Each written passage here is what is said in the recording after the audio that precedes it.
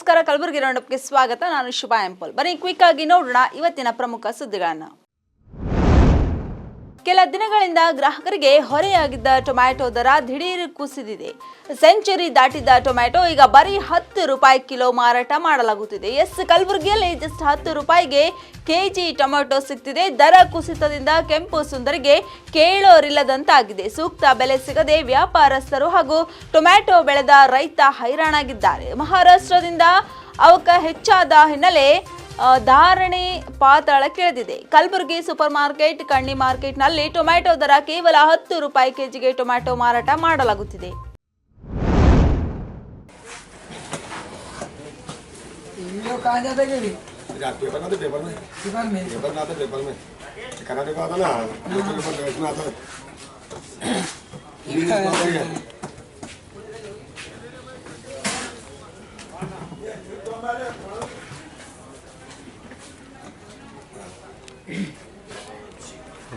डालने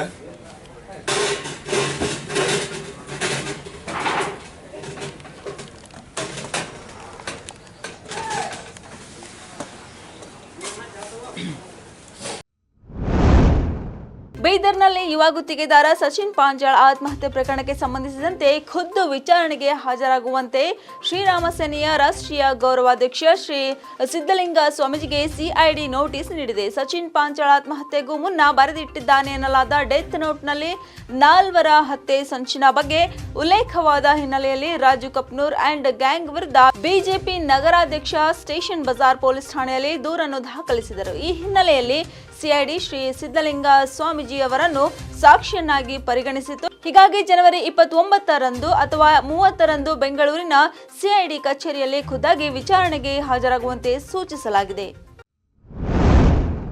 ಕಲಬುರಗಿ ಜಿಲ್ಲೆಯ ಸೇಡಂ ತಾಲೂಕಿನ ಕೋಡ್ಲ ಹಾಗೂ ಬೆನಕನಹಳ್ಳಿಯಲ್ಲಿರುವ ಶ್ರೀ ಸಿಮೆಂಟ್ ಕಾರ್ಖಾನೆ ರೈತರಿಗೆ ತಾರತಮ್ಯ ಮಾಡುತ್ತಿದೆ. ಸರ್ಕಾರ ಆದೇಶ ಧಿಕ್ಕರಿಸಿ ಕೊಡಬೇಕಾದ ಪರಿಹಾರ ನೀಡುತ್ತಿಲ್ಲ. ಈ ಬಗ್ಗೆ ಗಮನ ಹರಿಸಬೇಕಾದ ಸಚಿವರು ಕಿಂಚಿತ್ತೂ ಕಾಳಜಿ ಇಲ್ಲ ಎಂದು ಮಾಜಿ ಸಚಿವ ರಾಜ್ಕುಮಾರ್ ಪಾಟೀಲ್ ಆರೋಪಿಸಿದ್ದಾರೆ. ಈ ಕುರಿತು ನಗರದಲ್ಲಿ ಮಾಧ್ಯಮಗೋಷ್ಠಿ ನಡೆಸಿ ಮಾತನಾಡಿದ ಅವರು, ಕಲಬುರಗಿಯಲ್ಲಿ ಜಿಲ್ಲಾಡಳಿತ ಸಂಪೂರ್ಣ ನಿಷ್ಕ್ರಿಯಗೊಂಡಿದೆ. ಸಚಿವ ಶಿವಪ್ರಕಾಶ್ ಪಾಟೀಲ್ ಅವರು ರೈತರ ಪರ ನಿಲ್ಲುವುದು ಬಿಟ್ಟು ಕಾರ್ಖಾನೆ ಪರ ನಿಂತಿದ್ದಾರೆ ಎಂದು ದೂರಿನಲ್ಲಿ ಅವರು ತಿಳಿಸಿದ್ದಾರೆ. ರೈತರಿಗೆ ಆಗಿರುವ ಅನ್ಯಾಯ ಸರಿಪಡಿಸಬೇಕು. ಹಾರಿಕೆ ಉತ್ತರ ನೀಡದೆ ಮುಖ್ಯಮಂತ್ರಿಗಳೊಂದಿಗೆ ಚರ್ಚಿಸಿ ಹೈಕೋರ್ಟ್ ನ್ಯಾಯಾಧೀಶರಿಂದ ಸಮಿತಿ ರಚನೆ ಮಾಡಿ ಭೂಮಿ ಕಳೆದುಕೊಂಡ ರೈತರಿಗೆ ನ್ಯಾಯ ಒದಗಿಸಬೇಕೆಂದು ಆಗ್ರಹಿಸಿದರು.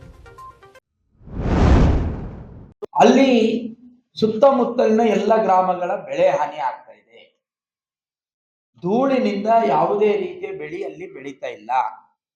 ಹಾಗಾಗಿ ಅವರಿಗೆ ಬೆಳೆ ಪರಿಹಾರದ ರೂಪದಲ್ಲಿ ಸೂಕ್ತವಾದಂತ ಪರಿಹಾರ ಹಣವನ್ನು ಕೊಡಬೇಕು ಅಂತಕ್ಕಂಥದ್ದು ಕೂಡ 20 ಜನ ಅಧಿಕಾರಿಗಳ ನೇತೃತ್ವದಲ್ಲಿ ನಡೆದಿರ್ತಕ್ಕಂಥ ಸಮಿತಿ ಸೇಡಂ ತಹಸೀಲ್ದಾರರು ಮತ್ತು ಚಿತ್ತಾಪುರನ ತಹಸೀಲ್ದಾರರು ಮತ್ತು ಕಂಪನಿಯ ಅಧಿಕಾರಿಗಳು ಒಳಗೊಂಡು ಟೀಮ್ ಅನ್ನ ರಚನೆ ಮಾಡಿ ಇದನ್ನು ಕೊಡಬೇಕು ಅಂತಕ್ಕಂಥ ತೀರ್ಮಾನ ಆಗಿದೆ. ಆದರೆ ಆ ತೀರ್ಮಾನ ಆಗಿ 3-4 ತಿಂಗಳು ಕಳೆದರೂ ಕೂಡ ಯಾವುದೇ ರೀತಿಯ ಬೆಳೆ ಪರಿಹಾರವನ್ನು ಕೂಡ ಕಂಪನಿ ಮಾಡಿಲ್ಲ. ಇದು ನಾವು ನೋಡಿದ್ರೆ ಇದ್ರ ಹಿಂದೆ ಸರ್ಕಾರ ಬೆಂಬಲವಾಗಿ ನಿಂತಿದೆ. ಅಲ್ಲಿರುವಂತ ಶಾಸಕ ಸಚಿವರು ಕಂಪನಿಯ ಜೊತೆಗೆ ಕೈ ಜೋಡಿಸಿದ್ದಾರೆ ಅಂತಕ್ಕಂಥದ್ದು ಮೇಲ್ನೋಟಕ್ಕೆ ಸಾಬೀತಾಗ್ತದೆ. ಅದಕ್ಕೆ ನಾವು ಶಿವಪ್ರಕಾಶ್ ಪಾಟೀಲ್ರಿಗೆ ವಿನಂತಿ ಮಾಡ್ತೇವೆ, ನೀವು ರೈತರ ಪರವಾಗಿದ್ದೀರೋ ಕಂಪನಿ ಪರವಾಗಿದ್ದೀರೋ ಇದನ್ನ ನೀವು ಜನರ ಮುಂದೆ ಹೇಳ್ಬೇಕು. ರೈತರ ಪರವಾಗಿ ಇದ್ದೀನಿ ಅಂತ ಅನ್ನೋದಾದ್ರೆ ರೈತರಿಗೆ ಸಿಗ್ಬೇಕಾದಂತ ಬೆಳೆ ಪರಿಹಾರ ಮತ್ತು ಜಮೀನಿನ ಹಣ ಕೊಡಿಸ್ತಕ್ಕಂಥ ಪ್ರಯತ್ನ ಅವ್ರು ಯಾಕೆ ಮಾಡಿಲ್ಲ? ಇನ್ನು ಮುಂದಾದ್ರೂ ಮಾಡ್ಲಿ, ಅವ್ರು ಬಿಜಿ ಇರ್ತಾರೆ, ನಾವು ಒಪ್ಕೊಳ್ತೀವಿ. ಅದಕ್ಕಾಗಿ ನಾವು ಫೆಬ್ರವರಿ 15ರವರೆಗೂ ಅಲ್ಟಿಮೇಟ್ ಡೇಟ್ ಅನ್ನು ನಾವು ಕೊಡ್ತೇವೆ. ಇವತ್ತ ರೈತ ಮುಖಂಡರು ಕೂಡ ಬಂದಿದ್ದಾರೆ.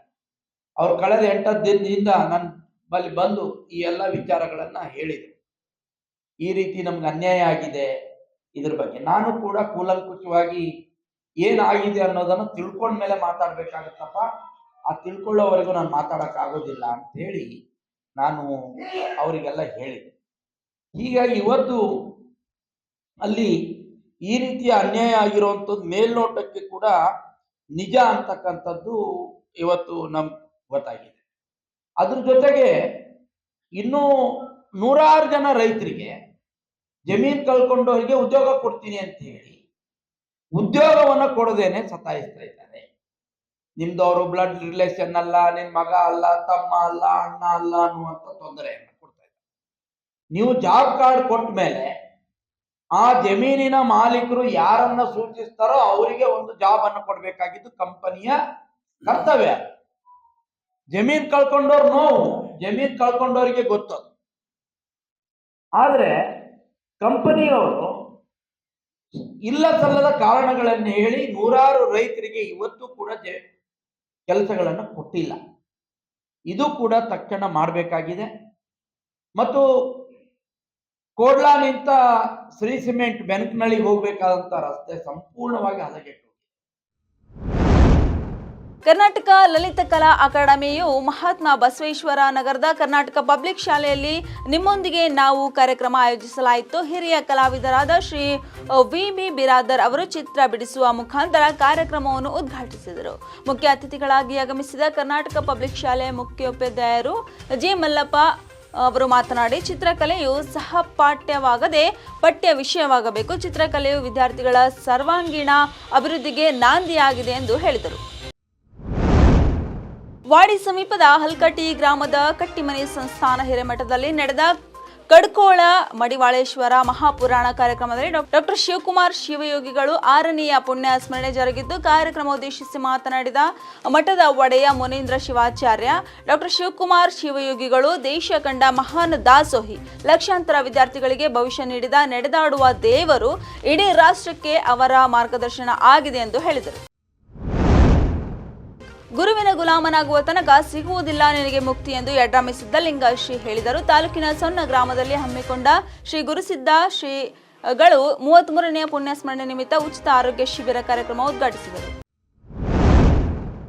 ರಾಷ್ಟ್ರೀಯ ಆರೋಗ್ಯ ಅಭಿಯಾನ ಜಿಲ್ಲಾಡಳಿತ, ಜಿಲ್ಲಾ ಪಂಚಾಯತ್ ಕಲಬುರಗಿ, ಜಿಲ್ಲಾ ಆರೋಗ್ಯ ಮತ್ತು ಕುಟುಂಬ ಕಲ್ಯಾಣ ಇಲಾಖೆ ಕಲಬುರಗಿ ಹಾಗೂ ರಾಷ್ಟ್ರೀಯ ಸ್ವಾಸ್ಥ್ಯ ಕಾರ್ಯಕ್ರಮದಡಿಯಲ್ಲಿ ವೈದೇಹಿ ಆಸ್ಪತ್ರೆ ಬೆಂಗಳೂರು ಇವರ ಸಂಯುಕ್ತ ಆಶ್ರಯದಲ್ಲಿ ಉಚಿತ ಆರೋಗ್ಯ ತಪಾಸಣೆ ಶಿಬಿರವನ್ನು ಜಿಮ್ಸ್ ವೈದ್ಯಕೀಯ ಮಹಾವಿದ್ಯಾಲಯದಲ್ಲಿ ನಡೆಯಿತು.